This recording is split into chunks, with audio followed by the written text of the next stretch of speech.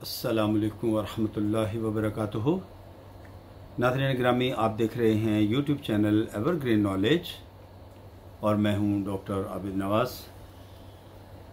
नाज़रीन, हम शायकीन उर्दू और उर्दू ज़ुबान के तलबा के लिए लुग़त देखने का फ़न जो है वो तलबा के सामने बयान करते हैं। तो आज हम चंद अल्फाज जो हैं वो और बयान करेंगे। ये अल्फाज जो हैं वो अलिफ ममदूदा के अल्फाज हैं, यानी ऐसा अलिफ जिसके ऊपर मद लगी होती है, और इसके चंद अल्फाज जो हैं वो आज हम बयान करेंगे। तो आज पहला लफ्ज़ है आठ। आठ का लफ्ज़ जो है नाज़रीन, इसके मानी होते हैं, एक तो इसके ये है कि गिनती में जैसे 7 का लफ्ज़ आता है, उसके बाद एक और जमा करें तो ये बनता है 8। एक मुहावरा है इसमें, 8 8 आंसू रुलाना, मतलब बहुत रुलाना या बहुत दुख देना या बहुत ज़्यादा सताना, ये मानी है इसका। एक लफ्ज़ होता है 8 18 करना, ये भी एक तरह से मुहावरा है। मुराद है मुतफर्रक करना, मुतफर्रक मतलब अलग अलग। इसी तरह एक मुहावरा है 8 8 पहर मियाँ से बाहर रहना, या इसे यूं भी बोलते हैं 8 8 पहर पायजामे से बाहर रहना। इसका मतलब होता है हर वक्त बेकाबू और गुस्से में रहना।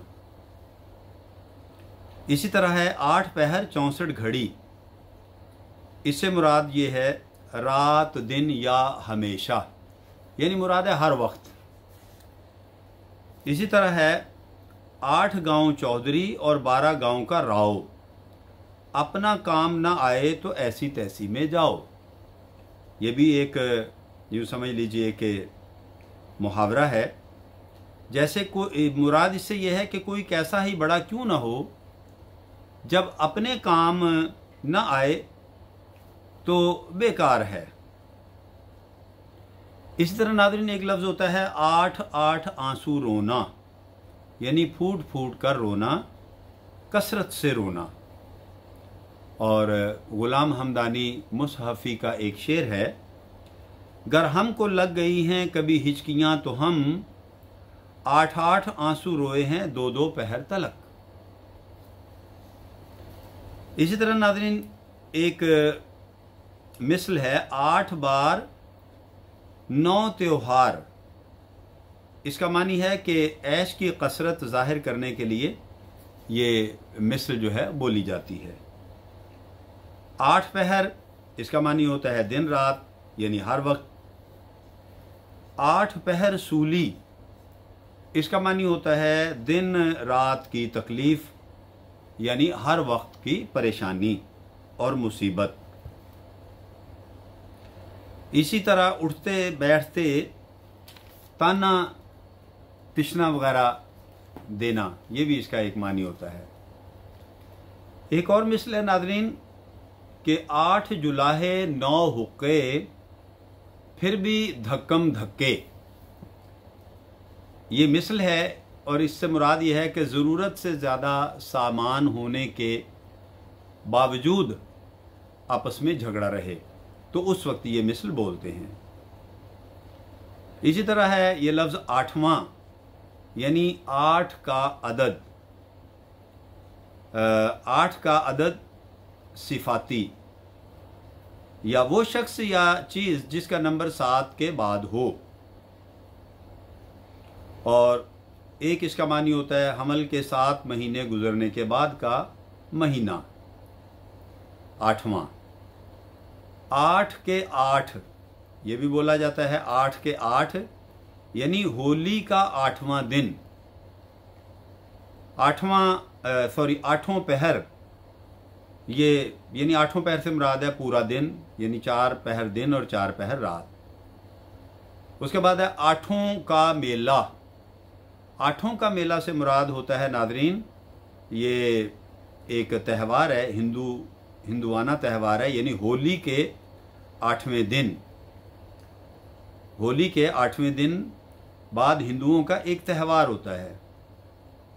और इसी तरह ये बोला जाता है आठों गांठ मुकैत, आठों गांठ मुकैत मतलब होशियार या मुस्तइद या चुस्त व चालाक या शरीर शख्स। और इसका एक मानी होता है वो घोड़ा जिसके 8 जोड़ सिया होते हैं, और एक मानी इसका होता है आजमूदा कार यानी तजुर्बाकार या वाकिफ कार वगैरह। अकबर का एक शेर है, सादा मिजाजी दीन परस्ती इसका ही दम भरता है, 8 गांठ कुमेत है नासे क्यों तू बहाना करता है। ये अकबर इलाहाबादी का शेर है। इसी तरह ये लफ्ज़ यूं भी बोला जाता है 8वीं 7वीं। 8वीं 7वीं से मुराद होता है नाज़रीन कभी कभार। वैसे इसका एक मानी है 15वीं यानी 15वीं, तो एक मुराद है कभी कभार। इसी तरह लफ्ज़ है आटे। ये नाज़रीन आटना मस्दर का फ़ेल मुज़ारे है, मुराद इससे है पुर करे या भर दे। इसी तरह एक लफ्ज़ होता है आटा यानी बमानी बुरादा वगैरह। और आटे दाल का भाव खुलना या मालूम होना, इससे मुराद है मुसीबत में फंसना। आटे की आपा, ये इससे मुराद है भोली या सीधी सादी और बेवकूफ़ औरत। आटे की बिल्ली, इसका मानी है सिर्फ जाहिर का डर होना यानी ज़ाहरी तौर पर डरना। आटे के साथ घुन भी पिस जाता है या घुन भी पिसना, ये भी एक मिसल है, मुराद है मुजरिम के साथ बेगुनाहों का भी सज़ा और मुसीबत की लपेट में आ जाना। इसी तरह है आटे में नमक यानी थोड़ा सा या ज़रा सा। आतिश, ख्वाजा हैदर अली आतिश का एक मिसरा है, बस मिल के ऐसे रहिए नमक जैसे आटे में। फिर नाज़रीन एक लफ्ज़ होता है आसार। ये मुराद है असर की जमा, असर की जमा यानी निशानियाँ या पाँव के निशान या तेवर या चाल ढाल या हालाते ज़ाहिरी व बातनी जिनसे किसी बात की हकीकत का पता चलता हो। एक मानी इसका है उठान या तमहीद या लक्षण या अलामात या बुनियाद या कह सकते हैं न्यू या तौर तरीक़ा या ढंग। और रिंद का एक शेर है, यही रोना है तो तूफ़ान का ख़तर क्यों करना हो, इसके भी हैं वही आसार खुदा खैर करे। फिर इस लफ्ज़ को यूं भी बोला जाता है आसार बंद जाना। आसार बंद जाना मतलब निशानियां ज़ाहिर होना। कैफ का एक शेर है, रात क्या हिज्र में आई कि क़यामत आई, ज़िंदगी तल्ख हुई मौत के आसार बंधे। और आसार पैदा होना यानी अलामतें ज़ाहिर होना या आसार छा जाना। आसार डालना या आसार रखना, इसका मानी होता है नींव रखना। आसार शरीफा, इसका मानी है बुज़ुर्गों के मकबरे और यादगार इमारतें या औलिया वगैरह के तबरुकात। आसार सनादीद, ये स्वाद से लफ्ज़ है सनादीद, यानी बुज़ुर्गों और बादशाहों की निशानियाँ या इमारतें वगैरह।